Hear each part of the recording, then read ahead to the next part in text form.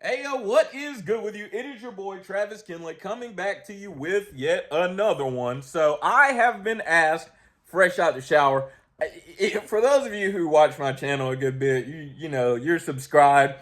You know your boy love to record when he out the shower. Yo, something when you get out the shower just make it feel fresh. Either when I'm out the shower or when I just cut my hair. Now haven't just cut my hair. You can see, I don't look terrible, but nevertheless. I have had a let me get comfortable here.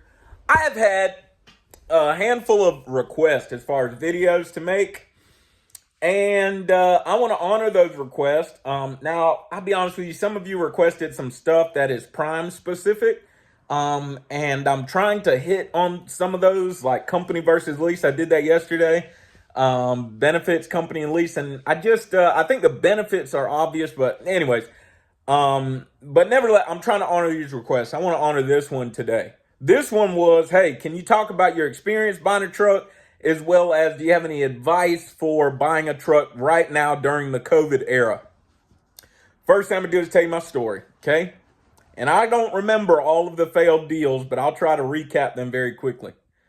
First one I looked at, I believe was a W9. Okay, I got W9 dreams. I ain't gonna front with you. I got W9 dreams, and eventually, one day, I'm going to introduce y'all to my W9, and I'm very excited about that day. Nevertheless, first one was like a W9, right? It located in, I want to say Texas. Couldn't find anything in my area. So I'm working with this lender that a friend recommends me to, and they have certain criteria. One of their criteria is got to be under 500,000 miles or have an in-frame done within the last 500,000 miles, and it's got to be 2000 or newer. So I find this truck, but they're kind of feeling some type of way about it. And I kind of feel a little bit crazy about it too, because it's so far away and I hadn't seen it yet. But I wanted to secure the funding before I went to go see it. Well, the second day, like after I submit paperwork, the second day I look at the picture and I zoom in and I notice this truck is missing. No, this was a T660. I'm sorry, I remember. It was a T660, not a W9.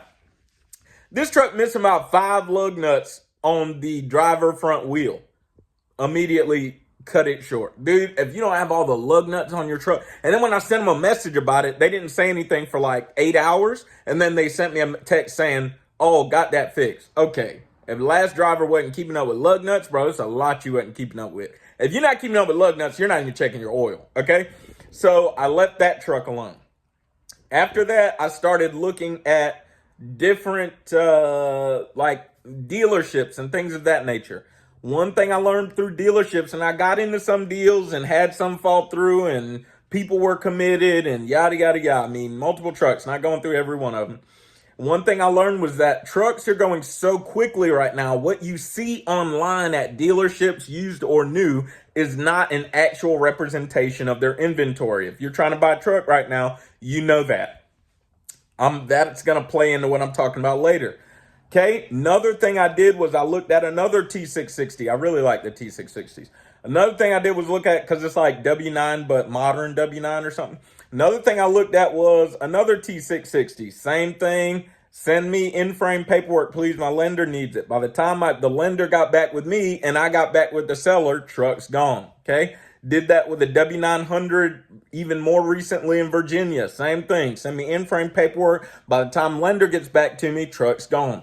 Did that with a Freightliner Classic, only 150 miles away from my house, Detroit 60 series. I told a friend of mine about that earlier. Same thing. Clean truck too. Very recent in-frame. And mechanic owned it. Guy who races and stuff. I examined his Facebook. He's like into actual racing, amateur racing and things. So I'm like, okay, I trust that. Same thing, man. I'm like, dude, well, call me, bro. Call me Monday as soon as he was in under load in Atlanta. He'd be back Monday. Call me Monday, man. Same thing. He didn't call. Truck's gone. I summarized all of that. That was a summary of my truck buying experience. Number one, that dealers and stuff, man, the inventory is going so quickly that the inventory you're able to look at they don't even have pictures of yet when it's available. Hasn't even been delivered to their lot yet when it's available. And you have no idea what you're getting into. I don't know if I mentioned this. Looked at a white 579 at a TLG dealership. Everything seemed all right. Wasn't ideal, but seemed all right until I make my way all the way to Raleigh, North Carolina while I'm working, right? I request to be taken to Raleigh, routed near Raleigh. I take like 12 hours off work. I get there and, when over the phone, they're like, no check engine lights, everything looks great. I get there, turn the key to the on position, turn the truck on, check engine light. I say, hey man, check engine light right here. What's going on with that? Oh, I don't know. We'll get it looked at. So I'm like, all right, well, I got to go back to work. I don't even want to drive right now, man. I need to know what this check engine light's about because it doesn't make a difference driving right now. Days later, check engine light is a particulate matter sensor. I remember telling this story. That concerned me because it was coupled with the fact that there was no service history on this truck through TLG, but it was purchased from a TLG dealer. So you telling me at 650,000 miles, this truck was bought from a TLG dealer, has never had the DPF system cleaned or maintained at a TLG dealer? Well, who did it?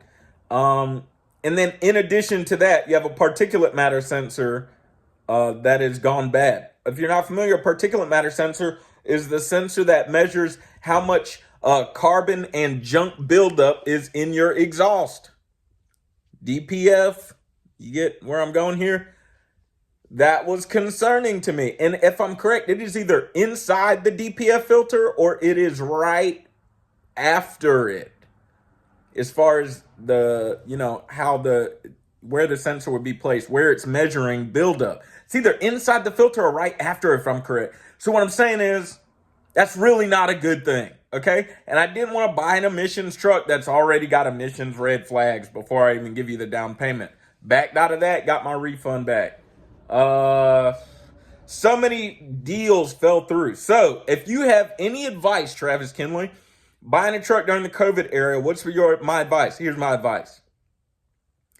Save a considerable amount of money, even more than your down payment, before you start even talking to people. Don't shop and entertain your imagination, but do not even talk to people until you have a considerable amount of money in the bank and you are very ready to pull the trigger. Meaning, you don't live on the East Coast and you're in California calling somebody.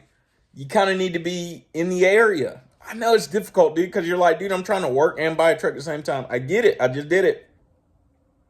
But you need to be in the area and ready to pull the trigger because they will literally just let it go to somebody else, okay? Number 2 piece of advice. Understand your negotiating power has decreased drastically because of the demand and the supply and demand. Your negotiating power has decreased drastically. If you think it's worth 62, but they priced it for 70, you're probably better just moving to another truck. To be honest with you, okay? Somebody gonna pay 70 for that truck. Your negotiating power has decreased drastically. You can say something, but don't expect much. All right. 3rd piece of advice. Consider buying from an owner-operator. Consider Facebook Marketplace over dealerships and etc. Number 1 reason why I say consider buying from an owner-operator is because owner-ops tend to take care of their equipment and pay closer attention than a large fleet would. Because a large fleet has so much to look at that it's not, and you have, all sorts of drivers driving these trucks in large fleets. It's not as, reliable as an owner-op who has one truck, and this is his livelihood, okay? Consider purchasing from an owner-operator. Consider Facebook Marketplace because Facebook Marketplace can filter results according to how many miles you want to travel away from home. You also may be able to find somebody in your city, somebody that knows your mama, somebody that goes to your church, whatever the case may be. Okay. Consider owner-operators. I actually received that piece of advice through Truckers Report, a website where you can go on forums and stuff like that. Consider not going through a dealer. Why? They're going to sell you a truck that's worth 60. They got a tag on it for 70, 75. You take it because you understand, look, I've tried so many trucks and I can't get anything. And then a year from now or a year and a half from now, however long it's going to take, the market's going to change back again and flip. And then your truck's going to be worth so much less. And you're going to lose out on money next time whenever you're ready to sell it. You're going to lose out on a ton of money. Or you're not going to be able to actually put any equity in the truck in comparison to its actual value on the market. Like, your equity is going to be so much lower that you actually have inside of the truck in comparison to the value on its market. Nobody's going to buy it. You're stuck with that truck. Consider a cash truck. If you don't have money for a brand new truck, consider a cash truck.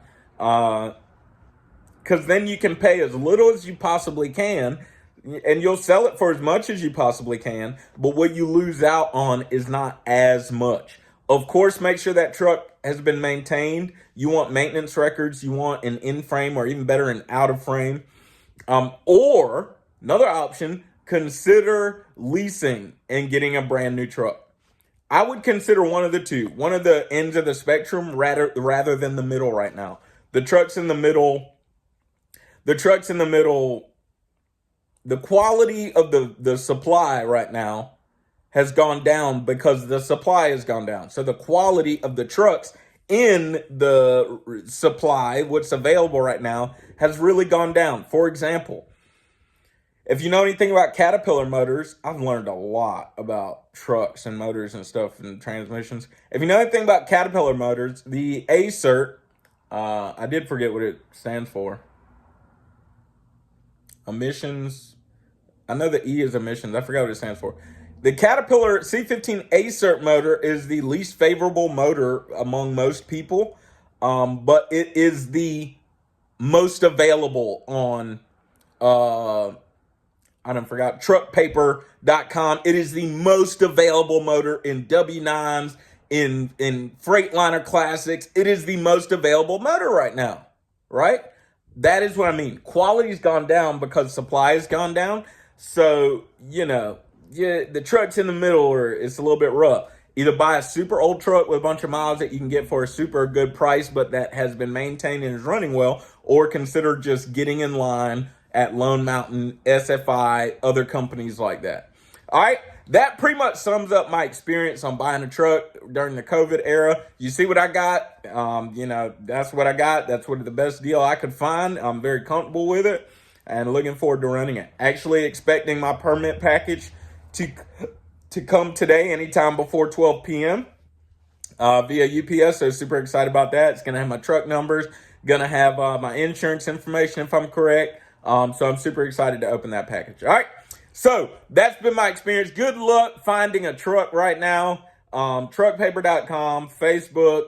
Those are my two main sources, to be honest with you. Or the leasing companies. But anything, in the middle, dude, I don't know, bro. All right. Good luck finding a truck. Like I said, you already know what the motto is. Work hard, play hard, sleep hard. Find you somebody to love. Don't forget, it's not about what you believe. It's all about why you believe it. Live free.